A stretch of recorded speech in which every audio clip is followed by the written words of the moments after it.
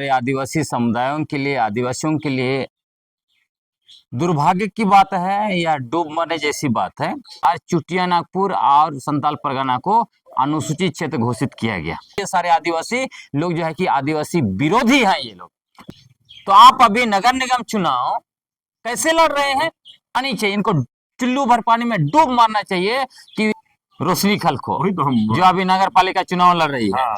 RSS का संगठन ये लोग रूढ़ी प्रथा का बात करता है। दूसरी तरफ हाई कोर्ट गई कि नगर पालिका चुनाव कराओ, स्थानीय निकाय चुनाव कराइए।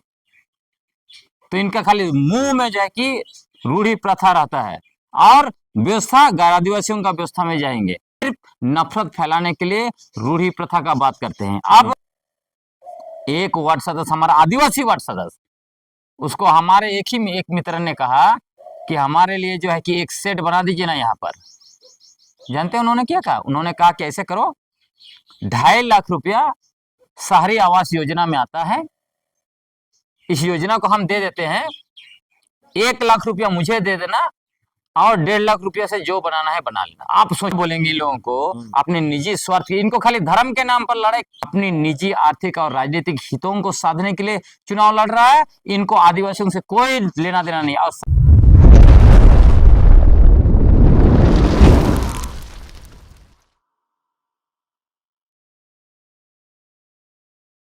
नमस्कार, जोहार।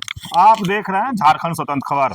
हमारे साथ लेखक गलक्सन डुंगडुंग हैं और हम लोग बात करेंगे कि आज जिस तरह से अभी झारखंड में नगर निगम चुनाव हो रहा है उसी के विषय पर। लेकिन हम एक बार और बता दें कि सालों से पेशा के लेकर के दादा आंदोलन भी किए, कई तरह के प्रोग्राम भी किए, लोग जागरूक भी कर रहे थे। आदिवासी समाज को लगातार गाँव में भी जाकर ग्राम सभा भी करके लोग के जागरूक किए। लेकिन जिस तरह से झारखंड में नगर निगम का चुनाव हाईकोर्ट का आदेश पर हो रहा है और फिर देखा जाए कि जिस तरह से उसमें आदिवासी समाज के लोग भी अभी नॉमिनेशन करा रहे हैं, चुनाव लड़ रहे हैं और पेशा और मेसा के जो लगातार इलेक्शन का बात करते रहते हैं, तो हम ये जानते हैं कि का पेशा की जो बात इतना जानकारी देने के बाद भी आदिवासी समाज में जो बहुत बड़ा जानकारी नहीं है। अब मैंने अपने शेड्यूल एरिया के लेकर के, तो हम जानते हैं कि शेड्यूल एरिया में जो चुनाव हो रहा है खास करके नगर निगम का, उसके बारे में इनका क्या प्रतिक्रिया है? जो आदिवासी समाज खास करके चुनाव लड़ रहे हैं उस पर इनका क्या प्रतिक्रिया है? दादा जोहार। जोहार, आपके दर्शकों को भी जोहार। दादा क्या कहें, शेड्यूल एरिया में नगर निगम का चुनाव हो रहा है, कितना संवैधानिक कहेंगे या फिर आदिवासी समाज के लोग चुनाव लड़ रहे हैं उस पर क्या कहेंगे? जिस तरह से आप पेशा में बोलते थे कि नगर निगम का चुनाव अवैध है, फिर भी लोग चुनाव लड़ रहे हैं, इस पर क्या कहेंगे? देखिए, मुझे लगता है कि यह अनुसूचित क्षेत्रों के लिए, हमारे आदिवासी समुदायों के लिए, आदिवासियों के लिए दुर्भाग्य की बात है या डूब मरने जैसी बात है।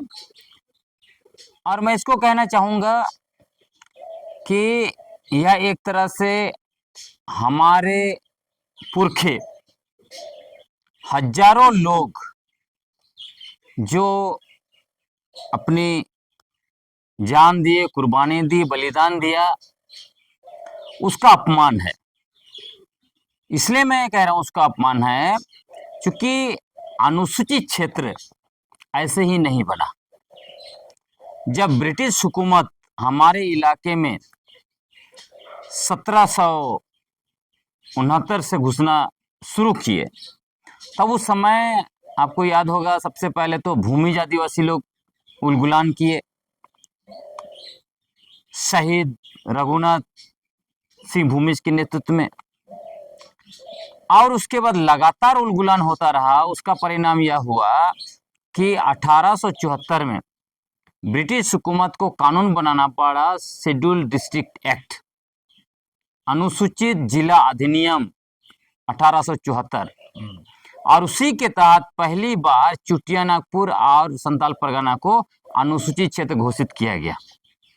यह जनसंख्या का आधार नहीं था, सिर्फ और सिर्फ हमारे पुरखे लड़ाई लड़े, ब्रिटिश हुकूमत को स्वीकार नहीं किया, प्रतिकार किया, विरोध किया और कहा कि ये इलाके हमारे हैं, यहाँ तुम्हारा शासन नहीं चलेगा, हमारा जो है अपना पारंपरिक स्वशासन व्यवस्था है। उसी स्वशासन व्यवस्था की बदौलत जो है कि अनुसूचित क्षेत्र का निर्माण हुआ।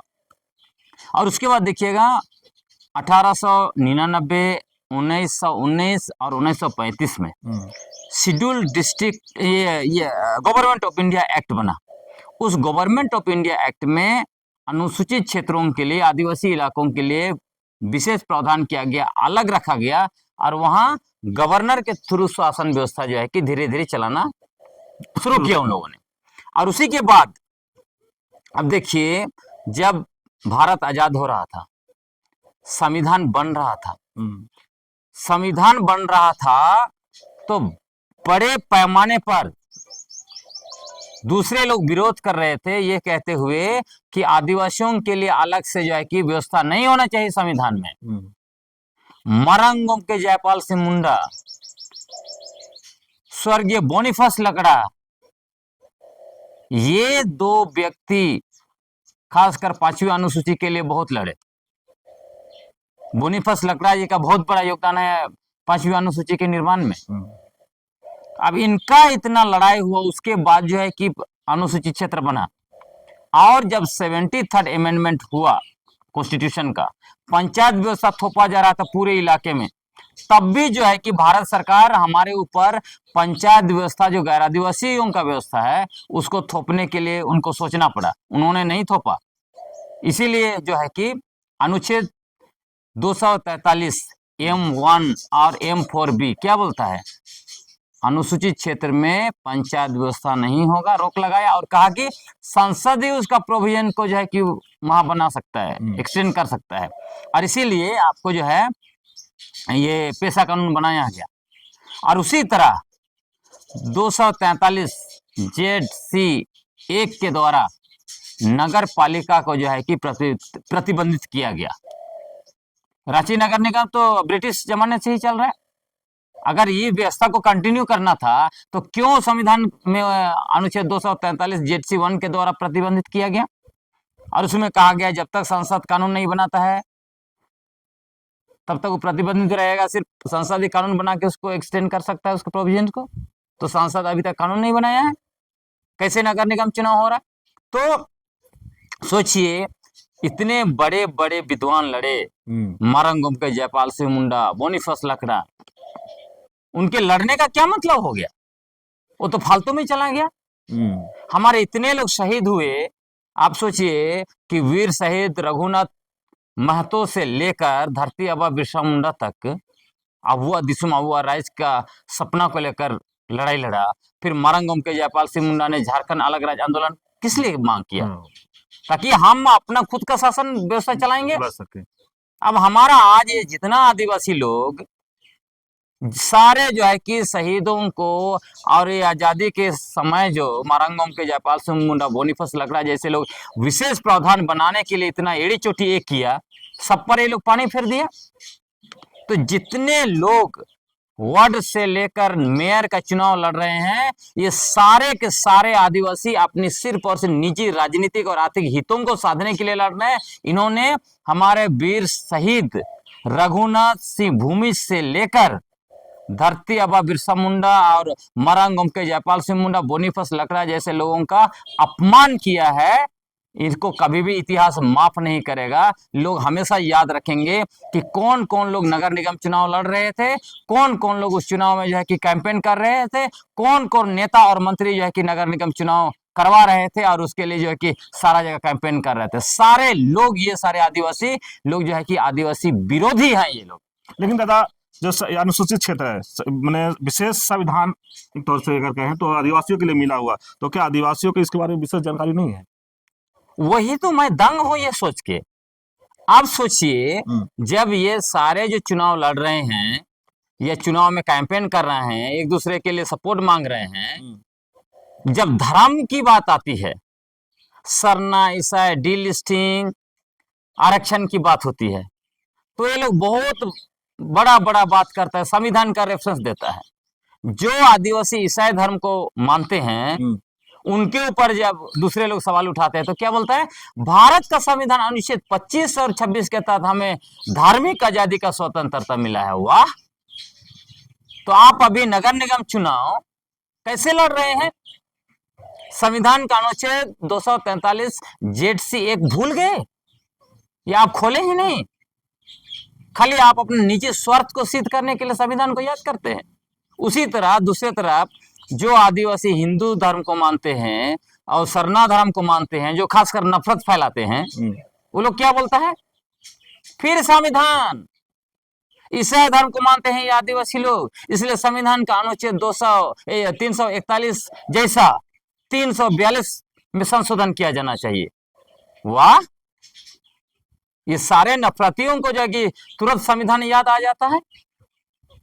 343 एक, 343 दो, तो 243 जेड-सी ए कैसे याद नहीं है भाई? आप लोग कैसे दनादन जो है कि चुनाव अभी लड़ रहे हैं, कूद रहे हैं और चुनाव के लिए कैंपेन कर रहे हैं।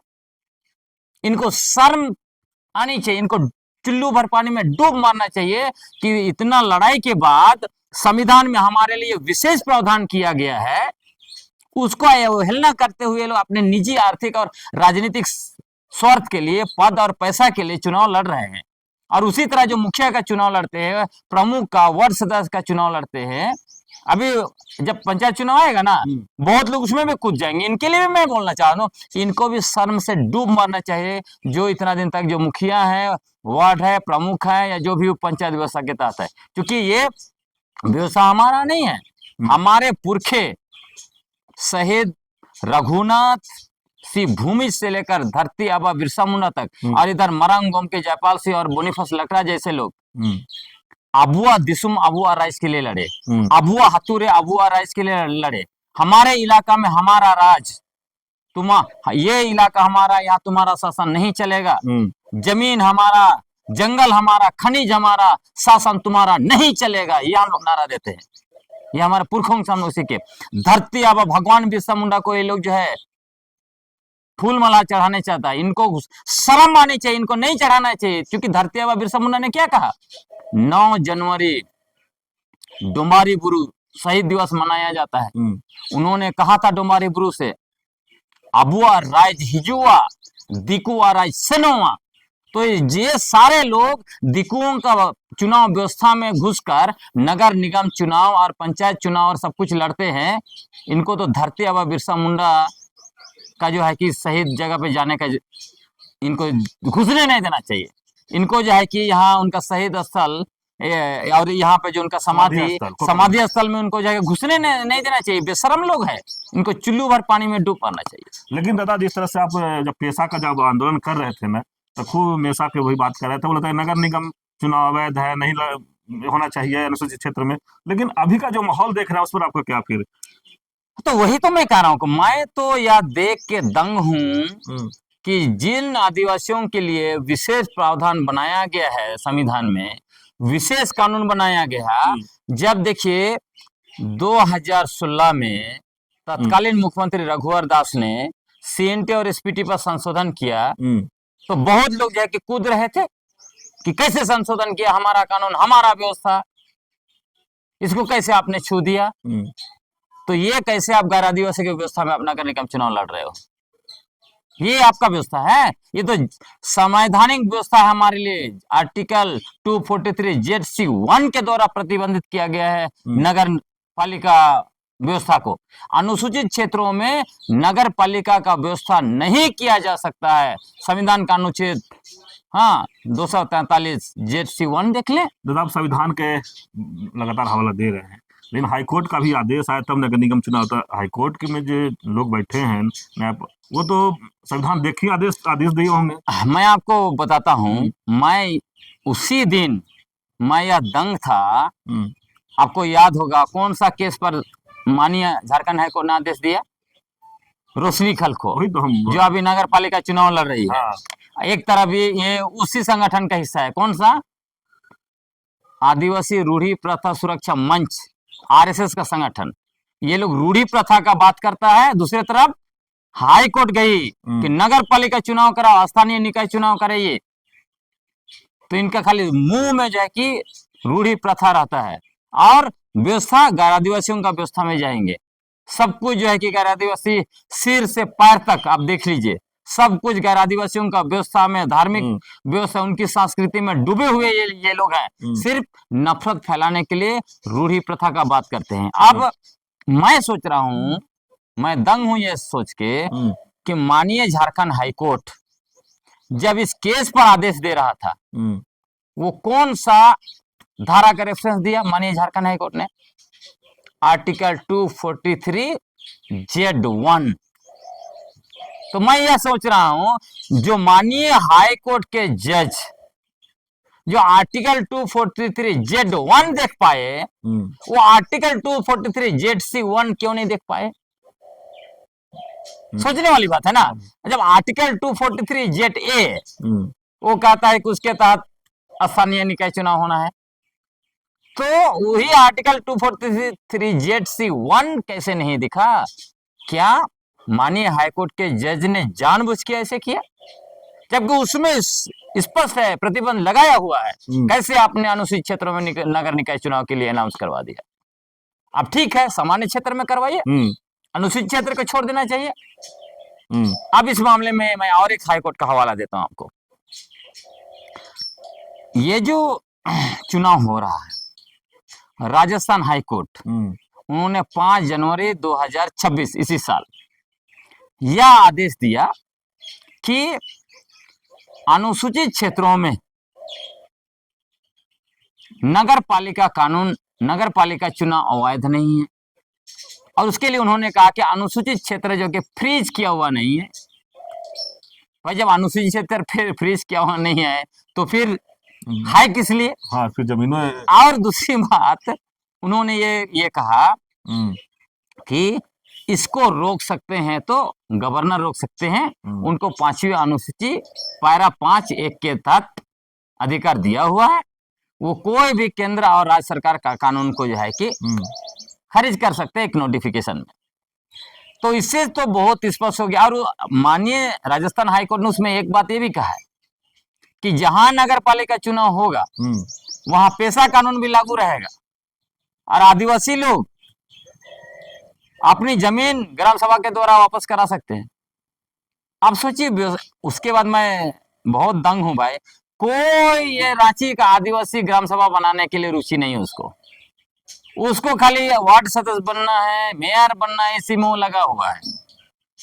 दूसरा,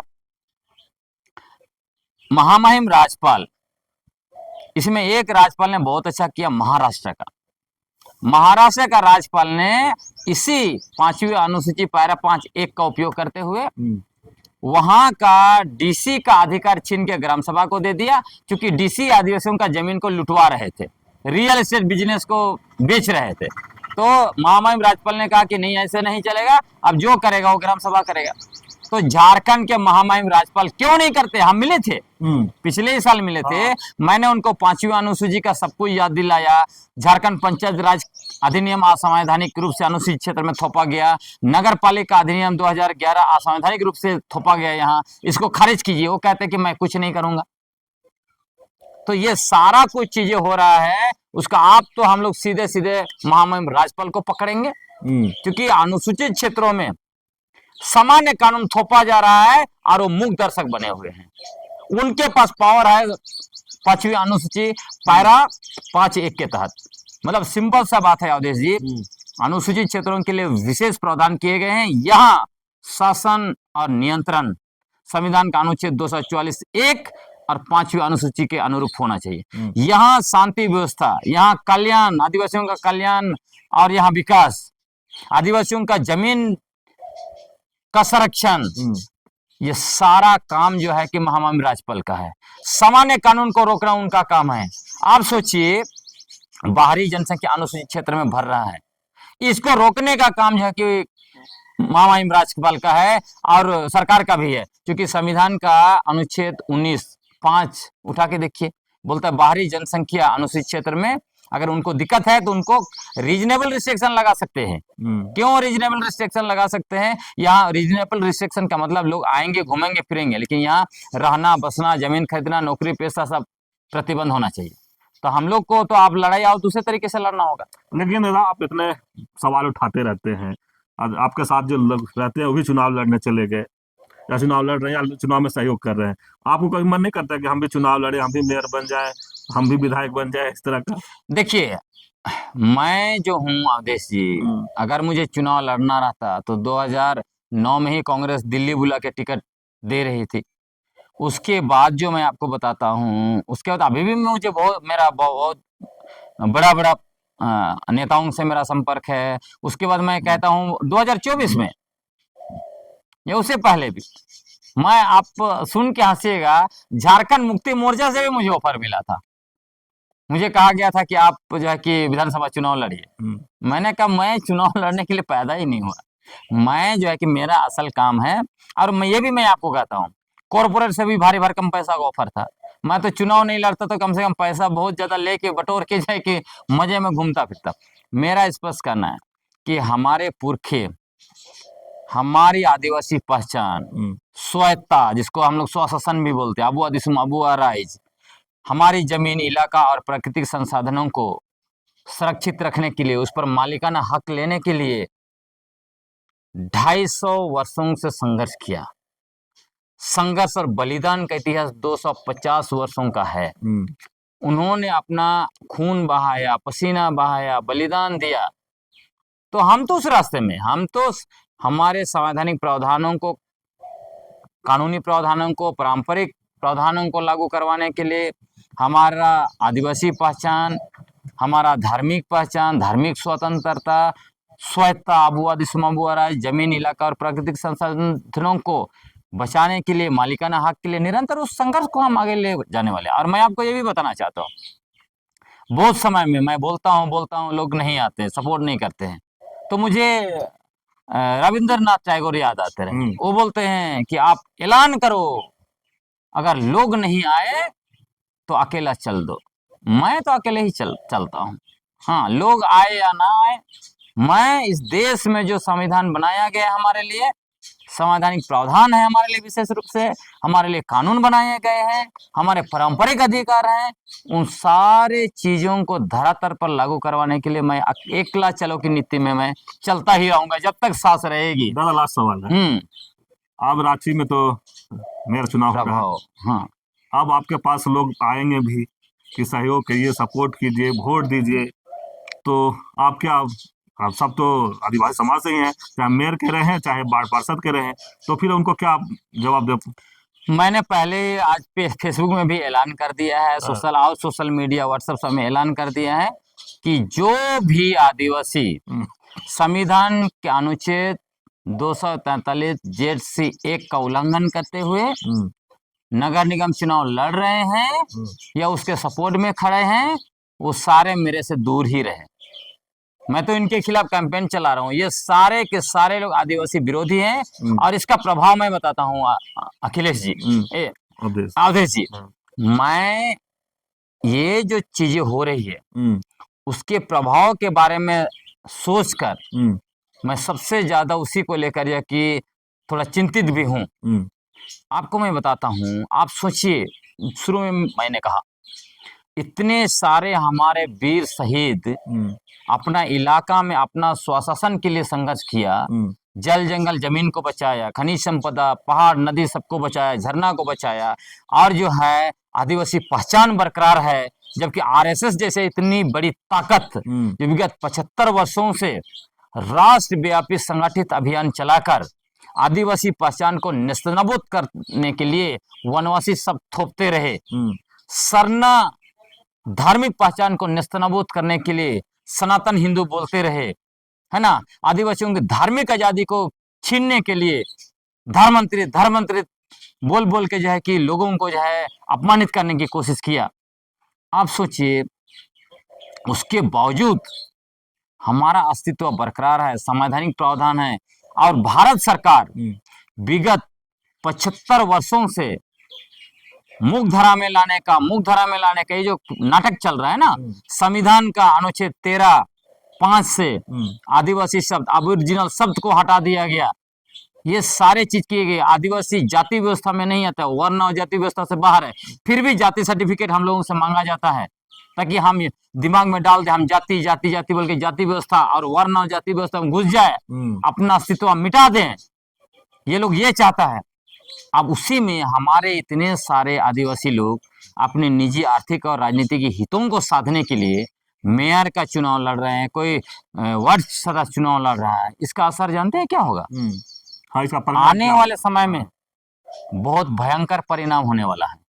इतने सारे हमारे लोग शहीद हुए हैं, पुरखे लोग, मारंगम के जयपाल सिंह मुंडा जैसा व्यक्ति, बोनीफास लकड़ा जैसा व्यक्ति लड़े, उसके बाद 5वीं अनुसूची जैसे प्रावधान आया। आने वाले समय में जानते हैं क्या होगा? CNT, SPT, विल्किंसन रूल जैसे जो विशेष कानून बने हैं हमारे शहीदों की वजह से, इन सारे कानूनों को खत्म कर दिया जाएगा। कहा जाएगा आप तो आदिवासी लोग सब जो गैर आदिवासी के साथ मिलजुल रहा है, वो तो गैर आदिवासी व्यवस्था में चुनाव लड़ रहा है, सब कुछ तो उनके जैसे, तो उनके लिए विशेष कानून क्यों होना चाहिए? अब देख ही रहे हैं, विधानसभा में संशोधन कर दिया गया था, बार बार हमला किया जाता रहता है, आरक्षण को खत्म करो। सुप्रीम कोर्ट ने बार बार कह रहा है कि दूसरी पीढ़ी को आरक्षण नहीं मिलना चाहिए, क्रीमी लेयर लाओ, ये सब चीजें हो रही है ना। अभी आप देखिए UGC गाइडलाइन को लेके कैसे तमाशा हो रहा है। हाँ। 2 स्वर्ण जज फैसला दे दिया, रोक लगा दिया, और कहते हैं कि UGC में हमारा आदमी नहीं है, स्वर्ण लोग बोल रहा है। और हम लोग भी कहने लगे तो कि ये 2 जज फैसला दिए, उसमें तो हमारा जज भी नहीं था, उसको हम नहीं मानेंगे।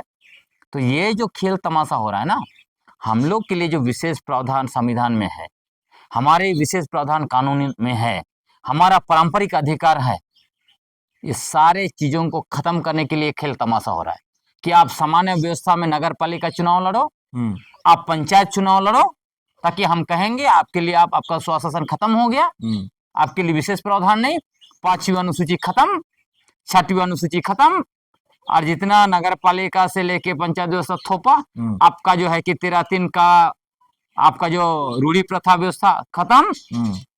आप जो है उसी तरह विशेष कानून मैंने कहा CNT, SPT, विल्किंसन से लेके वन अधिकार कानून, पेशा कानून सब खत्म, और आप गए। तो आप सोचिए कि ये पीढ़ी अपना मजा लेने के लिए नगर पालिका चुनाव लड़ रहा है, खूब माल कमाएगा भी, लेकिन ये खत्म हो गया तो आने वाला पीढ़ी क्या बोलेगा? मैं आपको याद दिलाता हूं, और ये सारे जो लोग निजी राजनीतिक और आर्थिक हितों को साधने के लिए स्वार्थी आदिवासी जो नगर पालिका चुनाव लड़ रहे हैं, नगर पालिका चुनाव लड़वा रहे हैं, ये सारे स्वार्थियों को कहना चाहूंगा, इनका आने वाला पीढ़ी इनको कोसेगा, मेरे जैसे लोगों को नहीं कोसेगा। आपको बताता हूं, एक कहानी है, जब जंगल में आग लग गया तो सारे लोग जो है कि कह रहे थे इसको तो हम नहीं कर पाएंगे, नहीं कर पाएंगे, चलो अब उसी लहर में चल देते हैं।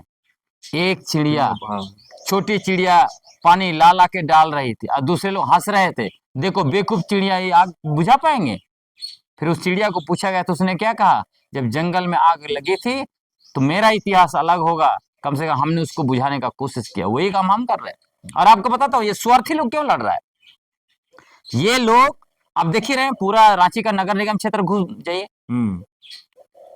25 साल हो गया झारखंड का, इतने सालों से नगर निगम चल रहा है, क्या कोई एक सड़क अच्छा है? अच्छा है? कहीं पे कोई नाली जो बना है अच्छा है? हर बारिश में क्यों जाम हो जाता है? जबकि नगर निगम सारे घर से हजारों रुपया जो है कि कलेक्शन कर रहा है, किसके नाम पर? होल्डिंग, हाँ, होल्डिंग के नाम पर कलेक्शन कर रहा है, उसके बावजूद क्यों अच्छा नहीं है? क्यों? मैं आपको बताता हूँ, ये लोग चुनाव इसलिए लड़ रहे हैं कि ये लोग गैर आदिवासियों से, ये लोग भी, इनका दिमाग में, दिल में समय भ्रष्टाचार घुस गया। मैं आपको बता रहा हूँ, वर्ड नहीं बताऊंगा, एक वार्ड सदस्य, हमारा आदिवासी वार्ड सदस्य, उसको हमारे एक मित्र ने कहा कि हमारे लिए जो है कि एक सेट बना दीजिए ना यहाँ पर। जानते हैं उन्होंने क्या कहा? उन्होंने कहा कि ऐसे करो, 2.5 लाख रुपया शहरी आवास योजना में आता है, इस योजना को हम दे देते हैं, 1 लाख रुपया मुझे दे देना, और 1.5 लाख रुपया से जो बनाना है बना लेना। आप सोचिए, एक आवास से एक वार्ड सदस्य 1 लाख रुपया खा रहा है, तो चुनाव तो लड़ना चाहेगा ना। हाँ, नली से कितना खा रहा होगा। और हमारे बगल के लोग, उनको कुछ केस था, वो लोग वार्ड के पास गए, वार्ड ने एक व्यक्ति से 500 रुपया लिया और वकील ढूंढ दिया। इतने बेईमान हो गए हमारे आदिवासी जो शहर में रह रहे हैं, जितना वार्ड सदस्य। तो आप सोचिए मेयर के बारे में और दूसरों के बारे में, और आपको और भी स्कैन करना तो जाइए, जितने लोग 25 साल से झारखंड में, रांची में मेयर बने हैं, और वार्ड मेयर छोड़िए, जो वार्ड बने हैं, घर में एक नौकरी नहीं है, लेकिन बिल्डिंग खड़ा है, कहां से पैसा आया? और ये बेशरम लोग, वार्ड सदस्य लोग, मेयर लोग एक अच्छा से नाली नहीं बनाया है, वहां पे जो है कि खुद जो है वहां पे पीसी खाया, पैसा खा रहा है, और अपना नेम प्लेट सभी जगह आप घूम जाइए, सभी वार्ड में घूम जाइए, पूरे रांची में आपको दिखाई पड़ेगा, इधर सड़क टूटा फूटा है, नली टूटा फूटा पड़ा है, लेकिन उनका नेम प्लेट अभी सब जगह मिलेगा आपको भाई साहब। जितने हमारे नगर पालिका में चुनाव लड़े हैं, चाहे आप मेयर बोलिए या वार्ड वाले, जो भी जीते हैं अपना और बताते हैं सबसे। और ये जो असंवैधानिक तरीके से अनुच्छेद 243 ZC1 का उल्लंघन करते हुए नगर पालिका बढ़ने से जानते हैं घाटा क्या है? एक तो मैंने कहा आपको विशेष प्रावधान खत्म हो जाएंगे, दूसरा अनुसूचित क्षेत्र में एकल पद में दूसरा व्यक्ति नहीं आना है। रांची देखिए नगर, ये अनुसूचित क्षेत्र है, यहाँ का आधा से ज्यादा वार्ड गैर आदिवासियों का हो गया। क्यों? जबकि अनुसूचित क्षेत्र है, या तो 100% आदिवासियों का होना चाहिए। ये सब ये लोग देख रहा है, आने वाले समय में आदिवासी जीरो हो जाएंगे ना, एक भी सीट नहीं मिलेगा। ये समझ में नहीं आ रहा है, ये जो क्या बोलेंगे लोगों को, अपने निजी स्वार्थ, इनको खाली धर्म के नाम पर लड़ाई करने आता है ना। धर्म के नाम पर आदिवासी लड़ते हैं, और हमारा जमीन, हमारा जंगल झाड़ जमीन सब, जल जंगल जमीन खनिज संपदा सब खत्म, हमारा आदिवासी अस्तित्व मिट जाएगा इस तरह, है ना। यहाँ पेशा कानून खत्म, हालांकि राजस्थान हाईकोर्ट ने बोला है खत्म नहीं होगा, लागू होगा। हम लोग तो हर जगह ग्राम सभा बनाएंगे, और हमारा लड़ाई और भी तेज होगा। जैसे आपने कहा कि आप नहीं जा रहे हैं, भले हमारा आदिवासी लोग सब कूद गया, अपना पुरखों का अपमान करते हुए, मारंगों पे जयपाल सिंह मुंडा, बोनीफास लकड़ा जैसे लोगों का अपमान करते हुए नगर पालिका चुनाव लड़ रहा है, लेकिन हम लोग, हमारा टीम है, अभी तो बड़ा टीम है, बहुत समय तो हम अकेले भी लड़ते थे। हम लोग आने वाले समय में आदिवासी स्वशासन आंदोलन को और ज्यादा तेज करेंगे। अब हमारा जो धरती अब्बा भगवान बिरसा मुंडा का सपना, अबुआ दिसुम अबुआ राइज, हमारे हजारों लोग शहीद हुए, उनका सपना, मरंगोम के जयपाल सिंह मुंडा का अबुआ दिसुम अबुआ राइज का सपना, उस सारे को लेके हम लोग लड़ेंगे, और इन सारे लोगों को भी बार बार एहसास दिलाएंगे कि ये सारे लोग सिर्फ और सिर्फ अपनी निजी आर्थिक और राजनीतिक हितों को साधने के लिए चुनाव लड़ रहा है। इनको आदिवासियों से कोई लेना देना नहीं। और सभी आदिवासी लोग को, आप लोग को मैं कहना चाहता हूं, आज जितना भी बड़ा बड़ा आदिवासी नाम है, जो नेता लोग अपने आप को आदिवासी का हितैषी दिखाता है, अपने आप को बड़ा बड़ा भाषण देता है, ये सारे लोग आपके खिलाफ खड़े हैं।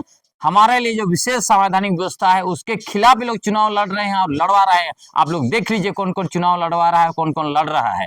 और मैं कहना चाहता हूँ 25 वर्षों से जितने सारे आदिवासी नेता झारखंड में मुख्यमंत्री बने, मंत्री बने, विधायक बने, इन्हीं लोगों की वजह से हमारे अनुसूचित क्षेत्र में पंचायत व्यवस्था असंवैधानिक तरीके से थोपा गया, नगर पालिका व्यवस्था असंवैधानिक तरीके से थोपा जा रहा है। हमारे अनुसूचित क्षेत्रों में बाहरी जनसंख्या भर गया, हमारा जंगल जमीन खनिज संपदा पर बाहरी लोग जो है कि काबिज है बेच खा रहे हैं। ये सारे चीजों का जिम्मेवार यही नेता लोग हैं।